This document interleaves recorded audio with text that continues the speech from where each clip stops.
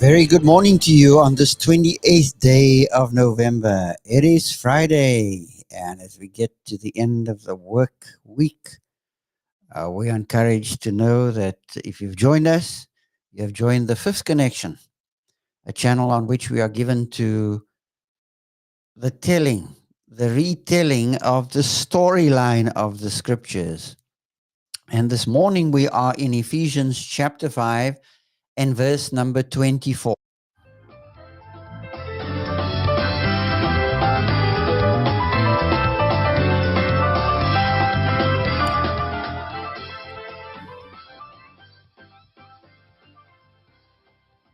A wartime frame, a wartime mentality. That is what is needed from the people of God. Because the book of Ephesians is about how heaven intersects with earth. Heavenly living on a hellish earth. Heaven is the transcendent frame. Earth is the immanent frame. And this is where you and I live, where we conduct our lives. And the book of Ephesians is about the design outcome for the assembly. Chapter 1, 2, and 3 has to do with the design for the assembly. And then the outcome for that design, 4, 5, and 6. And this wartime frame is not only introduced in chapter 6, verse number 10 to 24, but the basis for a wartime framing is laid right from verse 1 of chapter 1. I have for many years grappled with this, could not see the connection between 6 verse 10 to 20 with the rest of the book. Why does he talk about war at the end of the book? Is something that was just such a disconnect in my own mind, could never put the two together.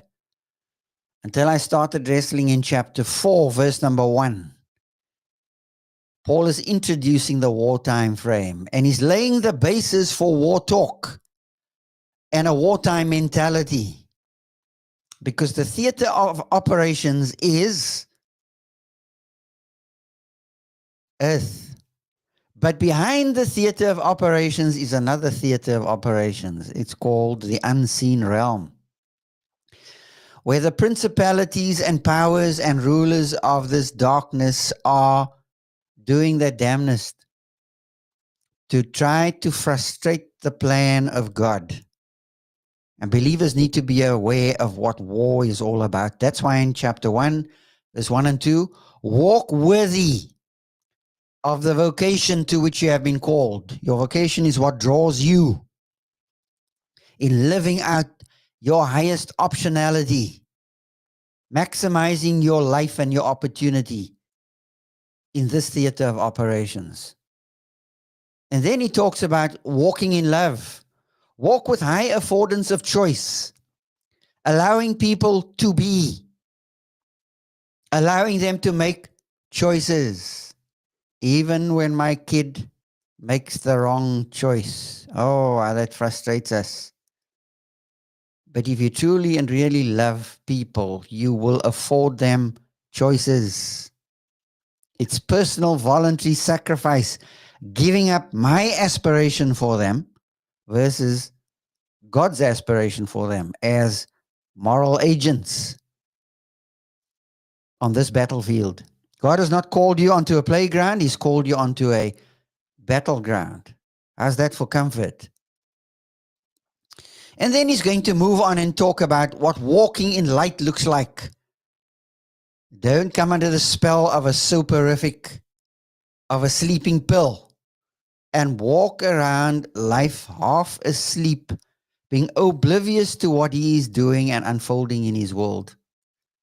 And then he goes on to talk about walking wisely, walking with high skill, navigating skillfully and artfully. Because wisdom is about the art of living. And for marrieds, the art of marital living. For children, the art of living in a family under dual parenting,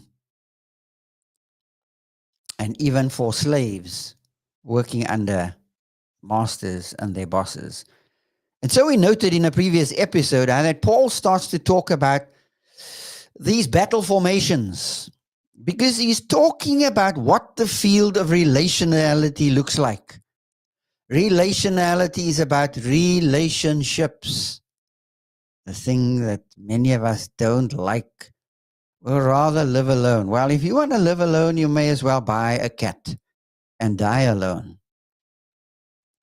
Because you need to understand God has called you into community.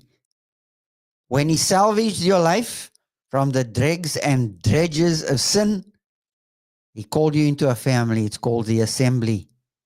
And in the assembly, you're going to learn to relate to all kinds, to difficult family members, to horrible daddies, to inept mommies, to indulgent siblings, and all of the above, often all at the same time. And so we are talking into what Paul calls the Huisstefelen texts, the household codes, how we are to conduct our life inside of these battle formations, because family, believe it or not, is a battle formation. It's a battle formation inside of a society and inside of a community. Don't confuse a community with a society. We often use those words interchangeably. The believing community called the assembly, or as you call it, as we call it, church, is a community where there is communion with God and with the people of God. And when the church loses the traces, loses a footing, she becomes purely a society ruled by rules and laws and expedient things. She lives according to expediency and becomes pragmatic rather than living at the heart of what intimacy in relationships is all about. Intimacy in a marriage, in a family, and in the believing family. Those are all talks for another day, but let's focus here on what we started into, and that was the issue of that hierarchy that God has instituted, because heaven rules over earth. I don't know if you understand what that means. In nature, nature teaches us that there's a hierarchy inside of her. It's heaven and earth, but heaven stands transcendently above earth. There's a hierarchy right there. And what does church need to learn? What does the assembly need to learn? The assembly needs to learn how to live in sync with this hierarchy called nature.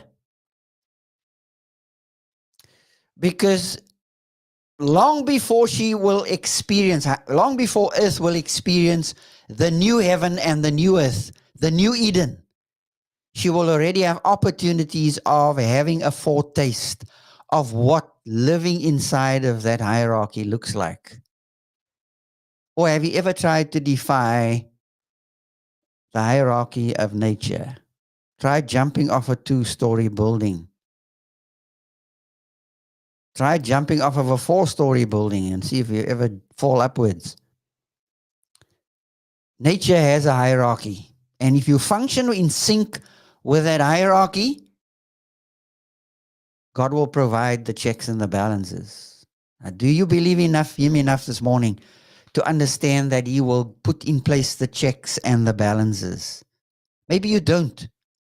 And that's why as a mommy and as a wife, you are chomping at the bit when you hear the 10-letter word, submission. You submerge and you go under because you don't want to hear what it is all about, because you are experiencing more static than signal. It's like when your TV screen goes all snowy, and how irritated you get when it goes snowy, because your device is not able to pick up the signal. Well, when a wife cannot pick up the signal and things go snowy, she will lose the plot. That's why Paul starts out, wives, submit to your own husbands. And in verse 24, he's going to continue that. Now, as the church submits to Christ, so also wives should submit in everything to their husbands. As I said, when there's static, one's ears shut down, one's mind shuts down. Well, we need to understand what's happening here. What is really happening when I shut down? Are we going to get to the daddies? We're going to get to the dads and the husbands. Just hold your horses. We'll get there. And we'll see how impossible God's demand is on a husband. It's as impossible on the wife. But you see, throughout history, we've seen this medium of beauty and self-expression, haven't we? Art is an expression of beauty, good art. There's good art and there's bad art, right? We see this in the arts and culture, such as dance, such as painting, such as music and film. We see these artistic breakouts. In painting, for example, we have the brush strokes for battle in the modern era. When we think of Bansky's graffiti piece, Rage, the Flower Thrower, which came out in 2005, it was a painting. And it was re-imaging the protester who was armed not with violence but with flowers, advocating for peace amid the Israeli-Palestinian conflict. Flowers in the midst of a protest against armed violence in the Middle East. See, there's a beauty to war. You have the same thing in music. I think of a song that came up in my era, way back when. Helen Reddy's song. Do you remember it, or have you forgotten it? I am woman, hear me roar. Oh, and the women's liberation movement sang that, soos hulle sê in Afrikaans, met volle bors, uit volle bors. With all the verve and the fire they could muster. And so they rallied around the issue of systemic racism and police brutality and violence against women. There's a beauty to war. Even in film, bits and pieces of movies. Spike Lee's Do the Right Thing, which came out in 1989, for example, explored racial tension and police brutality and violence, challenging viewers to confront uncomfortable truths. Music can do that. Film can do that. Painting can do that. And let me give you another area. There's so many others. Fashion. Fashion can show resistance on the runway, whether it's Africa Couture or Paris fashion. Resistance on the runway can serve as a statement of defiance. The suffragettes, women fighting for equal rights. They wore white to symbolize unity and purity in the time when voting rights was not afforded them. And we could go on and on, showing that even in the midst of war there is beauty, because victory springs out of death. Life, incidentally, listen to what I'm saying, comes out of death. Submission springs out of dying. Now, you've not heard this before. I bet you. The reason you struggle with submission is you haven't died. You haven't learned what dying to rise looks like. How does a wife achieve this? through dying into life. How did Christ become the head of the church? Well, he died for her the last time I checked. But wonderfully, miraculously, he rose again to become the head of the church. That's verse 23. Now, verse 24. Why does the church submit to Christ? Because Christ died for the church and resurrected believers with him. As chapter 2 of Ephesians, the book we are looking at, says, we are seated in Christ in heavenly places. Overcomers in Christ, we reign in heavenly places. So how does a wife achieve this? I've already suggested. The pattern is the pattern of the cross. It's the Calvary Road. Through dying into life. I'll give you a couple of questions you need to wrestle with. When submission becomes a cuss word. Yes, you heard me. When submission, wives, when it becomes a cuss word, a couple of questions to ask yourself. What do I feel when I hear the 10-letter word? Number 2, why do I feel this way when I hear this 10-letter word? So first, the what question? What do I feel? Secondly, why do I feel this when? Question number 3, when did this start? Didn't happen in a vacuum. Can you go back? Because now you need to put your thinking cap on. When did it start? What precipitated it? What were the events leading up to this shocker?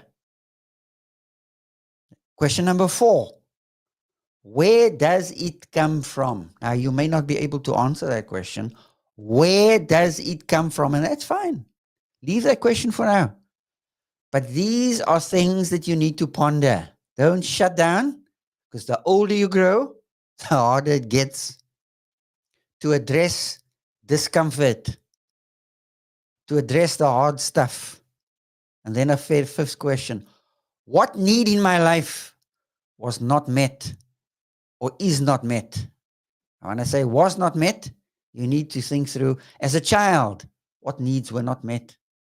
As a sibling, what needs were not met? As a wife in a marriage, what needs were not met? As a parent, what needs were not met as I had kids and reared them? As a preacher's wife, and then as a working wife. These are just the start of it. And these questions are applicable to a wide variety of situations. But the key is to learn to die into life. You want to experience victory in this area? Well, you need to resign yourself to the one who's already walked his Calvary Road as a picture of what my Calvary Road looks like inside of a marriage. As I said, we're going to get to the guys. But for wives, not to shut down, to listen and watch what God is saying and how he's saying it, and most of all, why he is saying it. Today, you're going to have opportunity to conduct your life inside of your marriage with a consciousness of who God is and the hierarchy that he has called into being, because heaven rules over earth. And when you don't respect how heaven rules over the earth, you will die. Western culture is in the throes, the death throes of death itself. And we are patching in the West, patching Western culture in every way we know possible.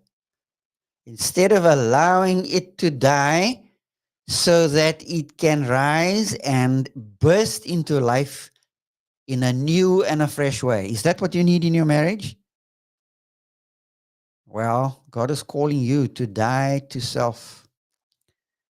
You need to die a death to your own aspirations, your great disappointments in your life as a wife, and experience his life-giving fervor so that you can get a new lease on life and live for what is new, because it's nothing like the old. Be on the lookout today for opportunities to obey God, to walk with God, to, as it were, put a smile on His face, because you understand where you function, how to function, who you are, and whose you are. I trust that you will have a good Friday as you go into this day. And goodbye for now.